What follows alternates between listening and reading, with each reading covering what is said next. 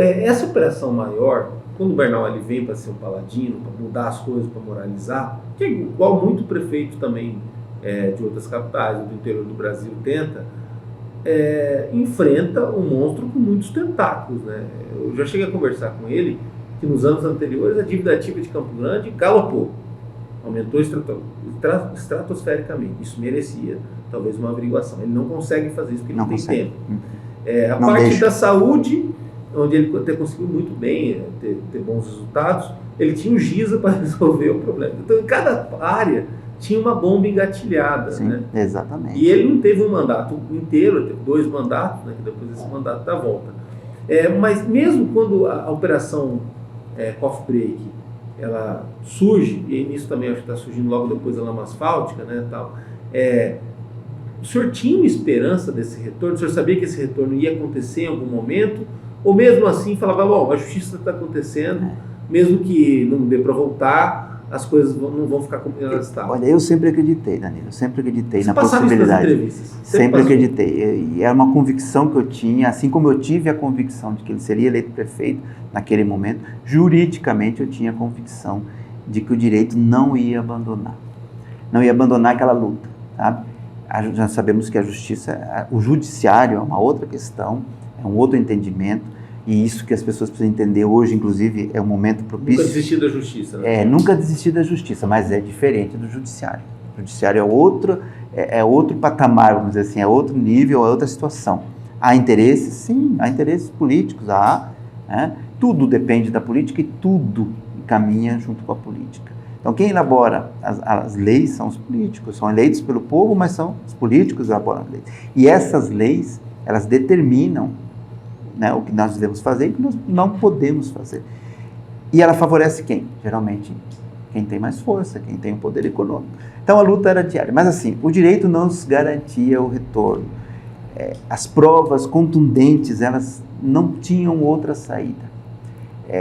Eu tive que lutar muito por isso. Eu me desgastei como advogado.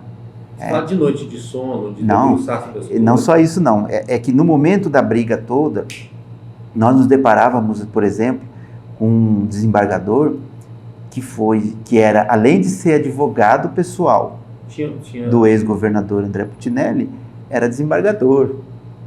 E foi nomeado por ele para o cargo. E ele estava julgando o processo. E eu tive que fazer o quê? Eu tive que ingressar uma representação no CNJ, alegando imparcialidade e alegando interesse, e isso é desgastante. Eu tive que fazer isso com outros desembargadores. E isso eu fiz sozinho. Eu decidi fazer isso, não porque o Bernal me pediu, porque eu entendia que isso...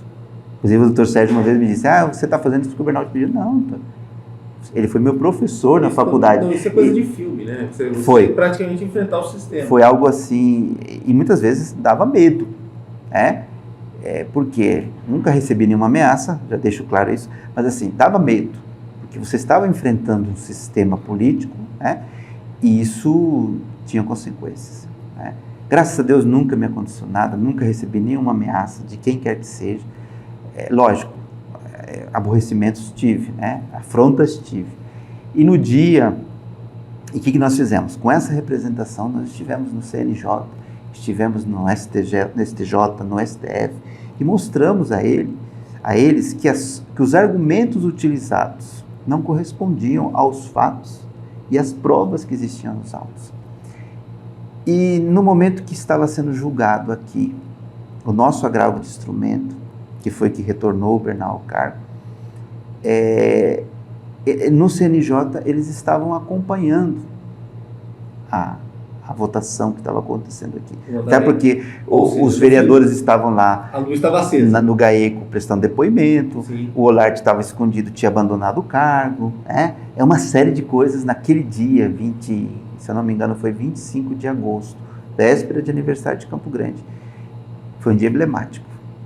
É de arrepiar, é de lembrar de você ver o noticiário pela manhã, falando sobre as prisões, sobre a operação Coffee Break, e você entender que valeu a luta e valeu as noites, né, de sonos perdidos, de tudo que você tenha passado, valeu a pena.